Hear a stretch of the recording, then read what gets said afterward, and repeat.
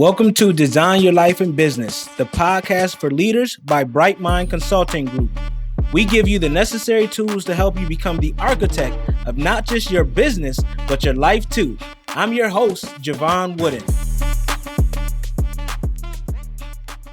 Hey, Carla, what's going on? How are you? I'm great. Thanks for coming out to the gallery. Oh, it's a pleasure to be here. We are at Bisong Art Gallery here in Houston, Texas.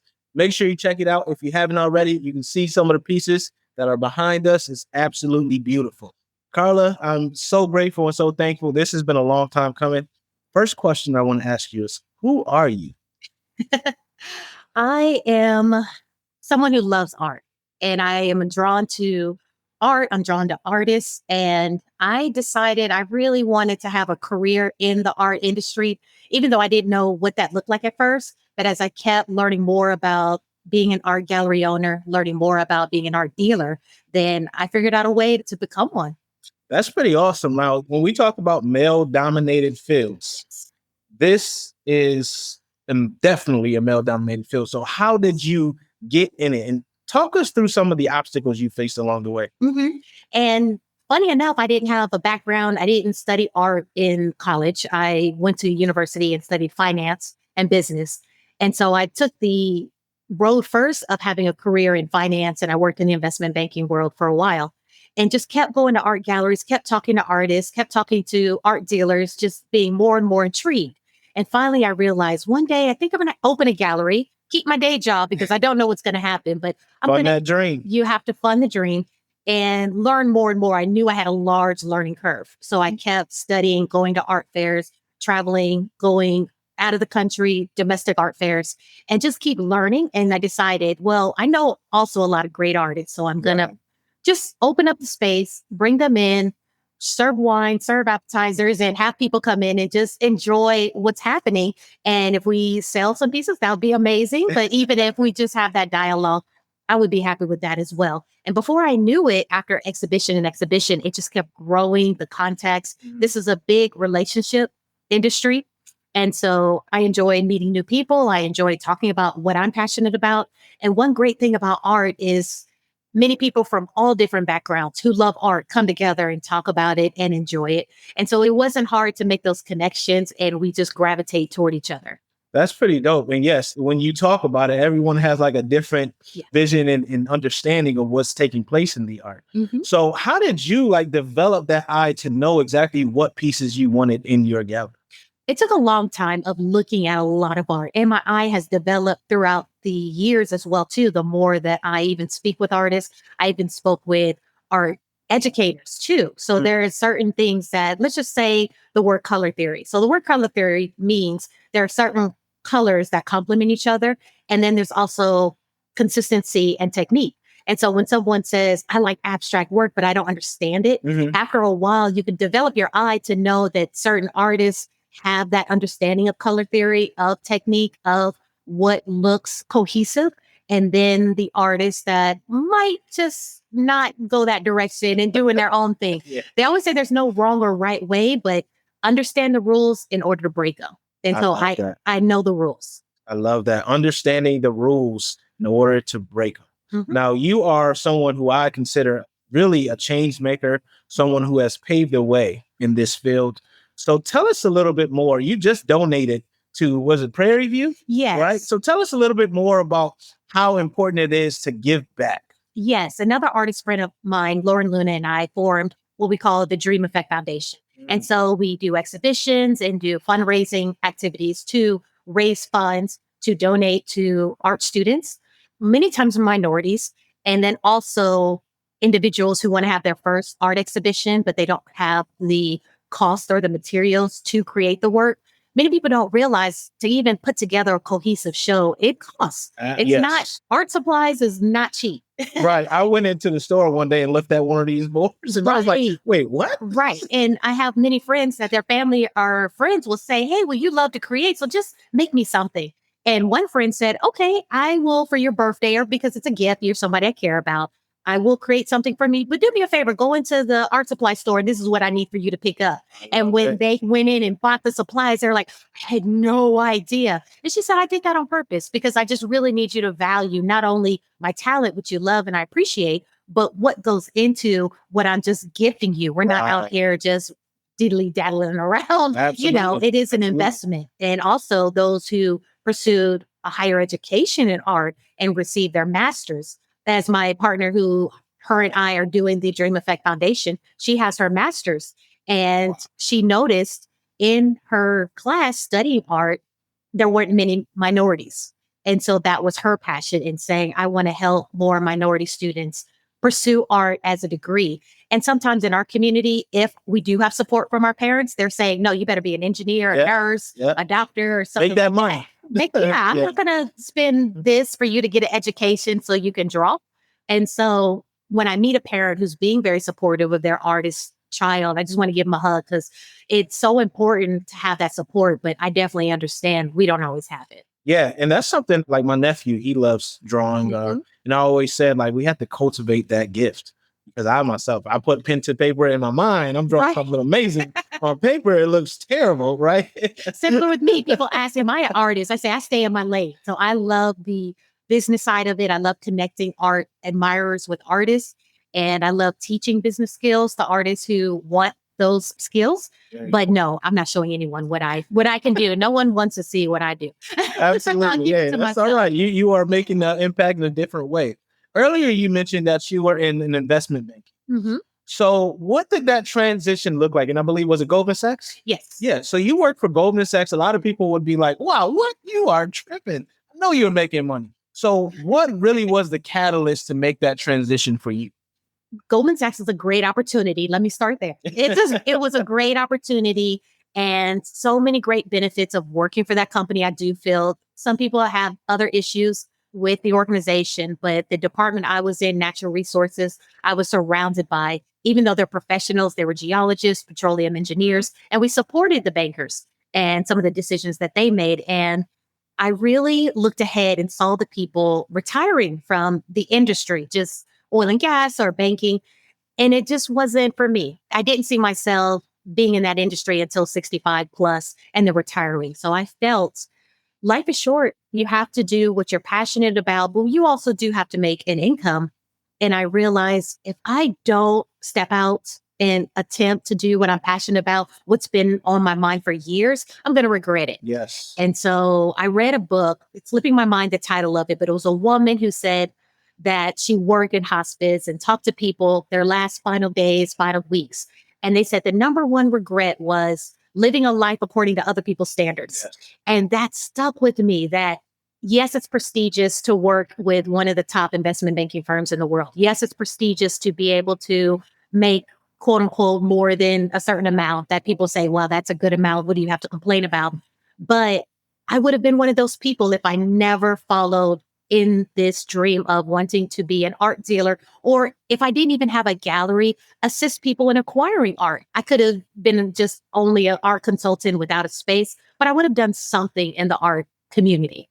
And you know what's more prestigious than working for someone else's organization? Mm-hmm. Building your own the way you have built Bisong Art Gallery. Thank you. Yes, I got to salute you on that. Now, question is, what are some of the next things? How do you foresee growing Bisong Art Gallery if that's in your vision? Yeah, a bigger space. Of course, the bigger space, the more we can show, the more artists we can recommend. So there are so many talented artists that many galleries, we're small business owners, even though we're in the gallery world and people think that that's also amazing. And all we do is sit around and drink wine and look at art all day long, but we still are small business owners.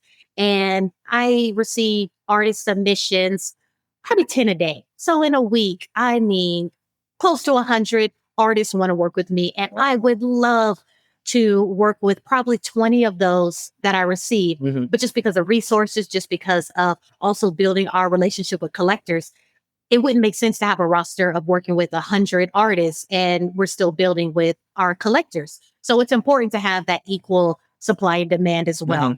And so as we grow, as we continue to build our team, get a bigger space would be amazing. Show more art, work with more artists.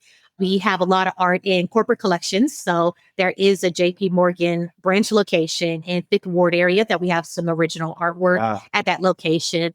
A few high rises downtown we're excited about and in Midtown. And many, many companies, I'm thrilled that they want to support living artists. So that's the goal, to get more living artists in corporate collections. Now, tell us more about corporate collections. You mentioned a couple of the spaces that these art pieces may be in, but I'm curious, what does that actually entail? What does that mean? Sure. So many companies, which is exciting, that they look up and they say, well, we have great facilities, we have top of the line technology, but we're looking at white walls. We know that we need to bring art in. And it also, there's studies shown it enhances productivity. It just gives a better overall boost of morale for artwork to be in a place that people are I've been in those places. Yes. You work 8 hours a day. And then if you have no inspiration around you, it just gets a bit depressing. Absolutely. Yeah. I get that. Those cubicles. I don't know how people do that. Not the cubicles. Yeah. I can't even. I know. It's like waking up, a little PTSD sometimes, waking up and like, okay, I'm not in a cubicle. I'm out. No. And so it's two type of collectors. There with corporate and residential. There are collectors who are collecting mainly for aesthetic and decorative, that this matches the couch or this matches the colors of the office, and aesthetically the artwork just needs to match and it needs to, liven up the place. But mostly who the artists are semi-important, but we didn't purchase this piece because of the artist. We purchased it because of how it looks. And then there are the collectors who are, no, we're building a serious collection. We have a vision in mind of how we want this collection to form. And so we're researching the artist, or maybe this one private collector is like, I want my artwork to have social change as the idea of the collection. So all the pieces, or majority of the pieces I collect, have something to do with the current environment and change for the better, or social change. And so there's so many different ways. There's no wrong or right way, but that's the main two collectors that I and my team deal with. So how does one, I'm just thinking, and I know a lot of people feel like art is something that's not accessible if you don't make millions of dollars. So what are your thoughts on that? I feel everyone should be surrounded by art and love it. Yes, but there are different categories to it. So I feel there's many art being created, original, one-of-a-kind pieces that are more affordable than, let's say, a Louis Vuitton handbag, than Balenciaga shoes. There's some people walking around with $3,000 on their feet. Yes. Yes. So which is insane to me still. If that's important to that person, again, no judgment, but sometimes they're able to just, hey, I dropped that. That's no big deal. Or someone, I value it so much this whole year. When I turn 40, I'm going to have my first, whatever that item is. That still be for art. I really appreciate, I am drawn to this artist's artwork. I either have it to just purchase it, acquire it, it's no big deal, or save up for it. We take a 3-payment installment plan. So if someone is on a limited budget, but they can foresee that, yeah, I can afford it, but can you just work with me? Of course. Awesome. Of course. We definitely work with our collectors. It is accessible, so don't think that you can't. So come in on Bisong Art Gallery, get you a piece. And many artists create prints or limited edition reproduction of an original piece. So find out if the artist makes the original, might be $10,000, but a print could be $500. Gotcha. And so it's not the original, but you can still have what you love and support the artist. Yeah. And then you mentioned earlier that when we were talking about the corporate spaces and collectors, that sometimes it's not about the artist. But how does artists get to that point where people are absolutely just clamoring over their pieces? Great question. Many different routes. And I compare it to fashion in some sense. What it is, let's go to fashion. Let's just say a Fruit of Balloon t-shirt is at certain point, it's accessible, it's in Walmart, and people are easily able to grab it because it's just easy to get to. But then that same cotton from a different factory, you put Versace on it. Now it's just at a different level. It's the name behind it. It is known as prestigious. And so that is why it's well sought after. But like you just said, when you mentioned earlier, you don't see why someone would want to go after that brand. But that's not what you value. Right. You value other things that you will say, okay, maybe your equipment, maybe your home is just like, no, that's what I'm going to put my value in. Absolutely. And with an artist, being out there, it really helps to get into publications where art writers are talking about the artists, getting that recognition. Certain exhibitions will get noticed more, being in museums get noticed more. So it is the path that they take. And I asked the artists when I first worked with them, what are your dreams? What are your visions? Because I want to make sure not to put words in your mouth. Gotcha. Some commercial artists really just say, I just want as many people to have access to my work. So I am okay if my work is on puzzle pieces and prints, or maybe, some coffee mugs, but I just want thousands of people to like my art. But that type of art might not be in the museums. So this one artist is like, no, don't dare put my art on a coffee mug. That is just, blasphemous. And they're like, no, I want to be at a museum and I want to be written about in the history books. Again, no wrong or right way. It's just the direction that the artists want to take and how they're going to go about accomplishing those goals. Gotcha. And you mentioned publications, art publications. Yeah. There's probably so many of those. And I've seen you in a few of them. And this is for my artists out there. How do they reach out to those publications and get some time in the books, pretty much? I recommend, if you are not a good writer, getting someone on your team who's a good writer. So making your art journey interesting. So there's so many talented artists that at times they make the mistake of saying, well, I don't want to tell people what my art is about. You look at it and whatever comes to you, that's the relationship you have with the art. That's fine. But if you want to be spoken of, or you want your vision, your creation to be shared, you have to be able to tell a story. And so that's first and foremost in being able to communicate that dialogue. Have you ever watched a movie and then at the movie you watch the director's cut and you had one interpretation of the movie, and then the director's cut shows all the symbolism in it, and the cinematology was this direction because they wanted your eyes to zone in on this important part, and then you're just like, this is a whole other experience now that the director's cut explained this to me. Similar with art, like I can go in and I can take from it what I take from it, but let's say a museum or a gallery, I read the description and then I listen to an artist interview and then I find out about their backstory. And maybe you find out that they were colorblind and then they made this amazing, colorful piece. It's like, how in the world did you create that? And I just found out you're colorblind. That is true. It's amazing. It's true. Amazing. And that's something that I think everyone can take from, especially artists, because you have this one modality, but when you do it in so many different ways, you're just really repurposing your content. So I love that you mentioned that. It's probably hard for artists to do that. Like, I just want to do this, but there's this whole other business side that is really important. Now, I just have to ask you, because technology is changing every industry, it feels like. So how has technology, mainly what we're hearing about today, AI and all this other stuff, is it impacting the art industry? It is. So there are some museums that have had exhibitions that's all AI exhibition generated art.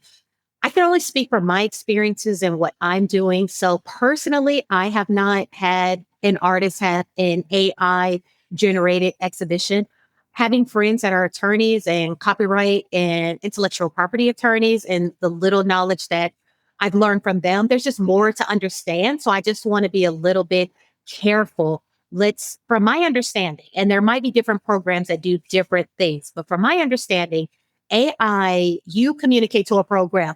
I want a picture of myself on top of a lion in the background, the forest of like middle worlds, Lord of the Rings atmosphere. I just came up with that. That's just first thing that came out of my mind. Thank you. Thank you. So yes, the pictures of you, and now you're saying that you're the creator of this artwork, but AI, or from my understanding, anyone can correct me if I'm wrong, AI scourged the internet and went to, who's Lord of the Rings? Is that Tolkien something? CL? Sorry, Lord of the Rings fans. Whoever created Lord of the Rings, I feel like it's Tolkien something. Gathered that background that they created from one of their movies or something like that, put that in your image. Then the lion created from another artist that drew the lion and put that in your image. And so you saying, well, I'm the artist of this, but then it took, because it's not generating out of nothing from its own abilities, it's gathering and putting together. And so for me as a dealer and an art dealer, I even have an agreement with my artist. What I show of your artwork, you signed an agreement that it was your creation. You didn't take something off of Instagram and Right. put it together and now calling it yours or whatever. And so that is just one small example. Is a whole conversation about AI, but that little part of it is why until we learn more, I'm not showing AI art. And I completely understand that. Now, there are AI models out there getting Yes. paid millions, which I still can't quite grasp. And then there's this other side of technology, and we kind of spoke about this briefly, the NFTs. We don't hear about it anymore, right? Yes. So it just kind of faded away. Like people are talking about collecting pieces, right? Yeah. Through NFTs. So what's your take on that and why it just faded like that? Again, from my experience, the artists who turn their art into NFTs Mhm. for the purpose of selling, the idea behind it is potentially a great idea to try. Once the artist sells a piece of work, then if it keeps getting sold, then there might be potential that the artist continues to make money. We hear these stories of, let's say you had a best friend who's an artist, and years later you turn around and unfortunately they pass away, then you sell it and then it gets sold again, then it ends up at Sotheby's and it's worth millions of dollars, but the family of that artist may not get anything from it. So potentially NFTs having some coding that, okay, we can keep paying out the original creator. If that's the case, that's a great idea. My understanding is the execution just had a lot of issues and just a lot of other issues. So, with my limited understanding, the artists that turned their artwork into NFT, nobody purchased it. And so it was a lot of hoopla on potential, but it Yes. just didn't pan out to keep it going strong. Absolutely. So that's kind of why you don't hear about it anymore. Okay, well, thank you for that insider information because I was like, man, all these people, all these creators were talking about it, and then I haven't heard about it for No, months. not at all. I had a video on my YouTube channel of someone even explaining to me what it was. And a friend of mine was like, okay, I can just explain to you, like, this is the block channels, and this is this, and this is that, and then this is how it's NFT. And I was like, thank you for explaining the technical side of it, but I still don't understand a lot of things. Yes. And so, yeah, I just don't invest in anything I don't understand. Warren Buffett said it best, right? Yes, Don't invest you in what don't you don't understand understand. it, just let it go. No, Yes. absolutely. Absolutely. So you mentioned like earlier in our conversation about, there's hundreds of artists kind of wanting to work with you. You may only be able to select the select few. So what are some of the things that you look for when you do place a piece on your wall or work with an artist? Great question. As I've developed more of a professional as well, speaking with other dealers, a few components are very helpful. When we are able to take in a new artist and work with them to represent them, are our personalities also in a line? Do they have a attitude of they want to grow their careers? They want to promote as well. Even the art dealers are helping the artists promote, but it has to be a relationship of communication. So personally, are we on the same page? Do I believe in their work? Do I believe that they have developed a cohesive understanding of where they're going with their art? And many beginning artists, nothing wrong with it as well, too, are experimenting. It's fine to experiment, but they haven't developed their signature style yet. Got you. And so I encourage artists, if you have 10 pieces in a room and someone walks in a room, they can say, I understand how one person created all 10 of these works of art.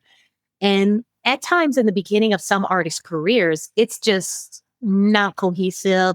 You can't really understand what direction are they taking. Right. So I encourage some artists get started, maybe even show some artwork at a few art fairs or have even some selective smaller exhibitions, maybe a dinner party, just to start practicing talking about your work. How are you communicating, answering those questions, jumping from I created 5 pieces and now I want to go work with the gallery might not be the next best step. There are a few steps Missing a couple before things. that. You missed a couple of things. And that's okay as well, too.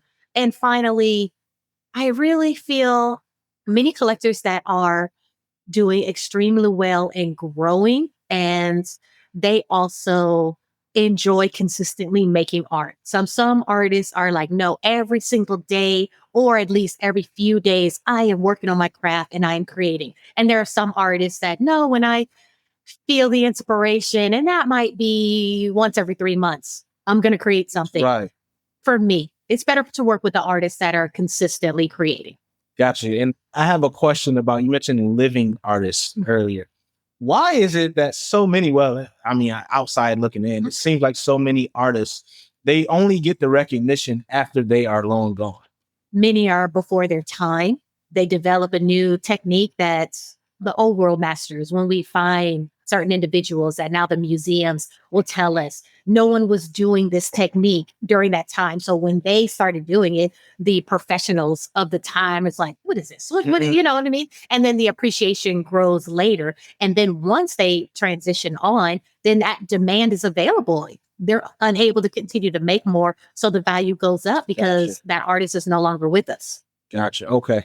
So it's kind of like like you said, it's just you only get that one piece, and that's Right. at least not coming to print. Right. It was who gave an interview one time I was listening to. I think it was Russell Simmons that said Mhm. when he first heard Outkast, and I'm a Outkast, older Outkast fan, and he had said, he was like, I didn't get it. And when I first heard their sound, I didn't get it. And now look at like how many fans and how many people appreciate that at that time when they were first showing him their vibe and their technique and their sound.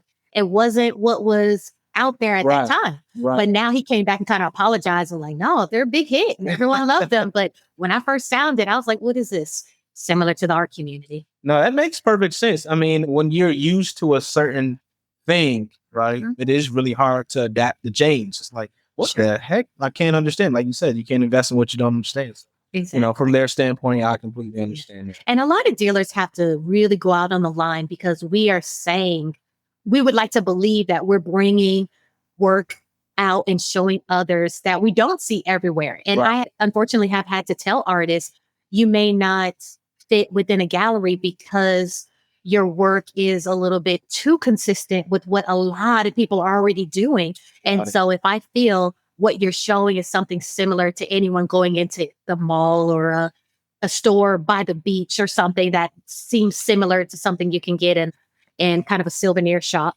then showing it at a gallery, it's not. Hopefully, nobody get mad at me for the words Hey, I'm ain't using. nobody looking, No, man. We keep it real on this we show, do. so it's We do. okay. I'm trying to be very just appreciative of all artists and not trying to say you're not as valuable as this because you're not doing X, Y, and Z. That's not what I'm saying. What I'm saying is, again, I like using examples because I feel like people can Yeah. understand better when I'm using examples. Old Navy. Old Navy just has a consistent pieces of clothing that you can kind of find those pieces of clothing in a lot of places. But then you go into something that is really boutique, that Mhm. it is that one store that has this couture clothing that somebody made by hand. And like, when you purchase that piece, it's going to be more expensive than the Old Navy. But if anyone is wearing that, it may be a few other people wearing Yeah. that or so. So if you go to that boutique, you could be great at making clothes, but you're a t-shirt line. And you go to that boutique with your t-shirts, which could be amazing. A lot of people do appreciate a good t-shirt, but the boutique is saying it's just not for Doesn't us. fit. It Right. doesn't fit. Right. So many artists, before starting the gallery, there was a website called Wet Canvas that a lot of artists went to a forum and talked about their frustrations. And I made sure to read each and every comment because I wanted to know what are the artists' frustrations with the galleries so that I could try my best to address those issues when I'm working with artists or not make some of the mistakes a few others have made. And they felt that a common comment that's made is what's up with all this elitism and what is up with these gatekeepers, which there are and there is. Oh, But sometimes people at my level, really, really very pro artists, want to be very supportive. And we're even selling artwork to art collectors that it's their very first collection ever. That's the bottom line. We aren't trying to be elitist. We're just trying to say that when someone comes into a gallery to purchase art, they want that boutique experience. They Right. want to build to their collection that's that one of a kind piece and not oh yeah, I saw something very similar to that in the big box stores. Absolutely. And I completely get that. It's like what makes it unique where it doesn't look like it's just a print that, they sold at Walmart, right? Right. And I think that a lot of us, artists and workers alike, people who create content, we all can learn from that. But a lot of us take it personally. Yes. Like I'm sensitive about my stuff, I'm sensitive, but it's also, we have to learn to listen to the lessons that's in there. Where if you say no, and this doesn't fit, Yeah. and it may not fit in many galleries, what's the lesson I can learn from that? Maybe I haven't found my signature style yet because it looks like everyone else's, right? So Sure. I think that we just have to dig deeper, remove ourselves and our egos from sometimes just to learn so that we can become better. Yeah. And it doesn't just stop at the artists. There are art fairs that some galleries will apply to be a part of an art fair that shows galleries. And not every gallery gets into that art fair. So there's certain levels to this that I can apply. And they may say, no. You've only been around 11 years. Wait till you've been around 20 years and you're not working with these billionaire clients, so you can't be in our art fair. So it's levels. Absolutely. And that's how just about everything we do is. I mean, I've had my own frustrations where I'm like, man, I'm killing it. I got content for days. I'm on hundreds of podcasts. And then I had to think about it. And I was like, why am I not with this person is, man? Sure. And then I had to sit and realize, I don't see what they do on the back end. Right. That work that they've put in, they've probably been doing it for 10, 20 years. I've been doing it for 5. Who am I to say that I deserve what they have right now? So I'm all for still putting in that work and just learning. And that's why I have first-hand perspective. Say I've been in that. It's hard to do it sometimes, right? But oftentimes you just have to listen and learn that lesson. And then maybe you can find someone who is that in that position to help mentor you and sponsor you, which for me, sponsorship is mentioning your name in the rooms that you're not in, and mentorship is actually showing or helping you learn how to do it. So true. Yeah. So thank you for sharing that, because you're welcome. And I'm sure a lot of people are like, man, that's me. Yeah, right? Yeah. I've been there. We've all been there. Yeah. So just remember, I'm gonna look at y'all. If you're watching on YouTube, just remember that do not take it personally. Learn the lessons from what people are telling you, because you will expedite your success. And we ain't got time to spend soaking. You got something you want to do, something you want to accomplish. It's not going to be easy, right? There are going to be many obstacles in the way. Just have to push through. So true. Absolutely. So we're going to move to the by design segment, where I ask every guest the same 3 questions. You ready? Okay, ready. All right, perfect. So first question is, what has been the hardest part about designing a life and business you don't need a vacation? Still a work in progress, but enjoying every step of the way. So even each day that I may look at my calendar and it is meeting or just filled up every 30 minutes, I have something to do, realizing that I chose this. This is what I want. I am, maybe this may be a hectic day, but each and every day I'm finding the small tidbits of enjoyment, and that is amazing to me. And even some vacations I've gone on, that's even been stressful. So it's not like going on vacation is always just the dream thing, because I've had issues at the airport, or I've had issues with check-in or something like that too. So life is full of each and every moment, staying in the moment and just enjoying that moment and doing what you have to do, and just stay grounded and focused. I love that. The second question is, what is the best lesson you learned so far on your journey? Trust my gut.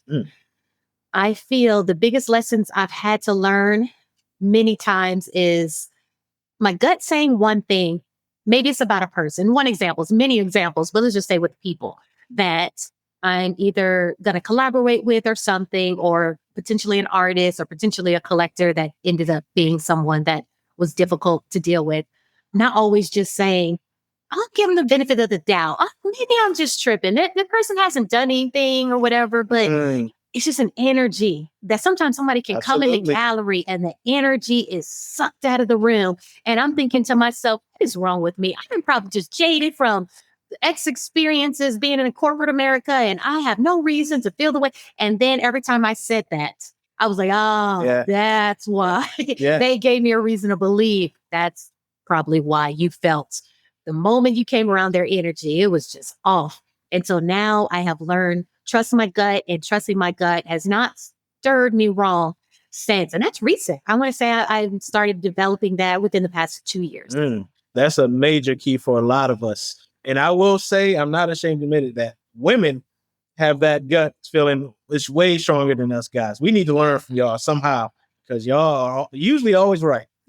Usually always right. Right. Yeah. So I listen to my mom, my wife, my sister. If they say something, I'm like, let me pay attention. Exactly. Right? Exactly. My spider senses don't always tingle. So and I think sometimes we just want to feel like we just being too hard on people, and I feel I can call myself an A-type personality. I know I have high expectations. I know I push myself very hard. So I am trying to be lenient. If somebody's more of a free spirit, that there's also advantages in being a little bit more of a free spirit. So I have, especially working with artists, like, okay, don't force them to be that A-type that I am, and make sure that I'm understanding that they have different advantages in different ways, but it is a line that you have to pay attention to that's like, no, that's not it. So I feel like I just take a moment sometimes in making sure, no, your intuition is saying something's not right, as opposed to, Carla, you just have super high expectations of yourself, and you might be expecting that from others as well. Right. No, I love that distinction. That's a key distinction for sure. The third question is, what are 3 tools or tips that you would recommend? This could be life, it could be business, anything you want to do. Consistently keep learning. So, I mean, when I'm driving in my car, I got podcasts on. I'm glad we're doing this because this is the type of podcast I'd be listening to, speaking with other entrepreneurs, audiobooks. When you get to a point in your business, if we're speaking to mostly business owners, don't take too long to get help in any way that you can. So maybe it's not able to hire a team member now, but if you are in an environment that you could teach somebody younger than you, bring in an intern, but provide them with value. Don't bring an intern and like, go get my coffee, truly provide them with value to help them, but then they're also helping you. So an extra set of hands, wherever it can come from, utilize those extra set of hands. So that would be 2. And third, continue to just feed into your spirit. If it's your spirituality, if it's just what you enjoy doing, your hobbies, keep feeding into yourself. I love it. I love it, man. Carla, this has been an amazing conversation. And I'm so happy we got to do it in person. So next question is, how can people connect with you? Social media, I'm on Instagram. I have a small YouTube channel I'm growing. The website's great for upcoming events. On March 22nd is our next exhibition. So if you're in the Houston downtown area, visit Bisong Art Gallery. I'd love to see you. Let me know that you saw this podcast, the show, and that would be great. I'd love to, just hear more about you. If you're an artist, I'd love to talk to you and give you some advice if you'd like it, some of my experiences, but that would be great. Come out to the next show. You'll have a good time. Absolutely. Well, thank you so much. Once again, you've provided tremendous value, and we got to see some amazing pieces from artists. And remember, designers, keep ascending. See you soon. Design Your Life and Business, the podcast for leaders, is brought to you by Bright Mind Consulting Group. To find out more about Bright Mind Consulting Group and how you can become the best leader possible, visit brightmindconsultinggroup.com. Make sure you search for Design Your Life and Business on Apple Podcasts, Spotify, Google Podcasts, or anywhere else podcasts are found. Click subscribe so you don't miss any future episodes. On behalf of the team here at Bright Mind Consulting Group, we cannot thank you enough for listening.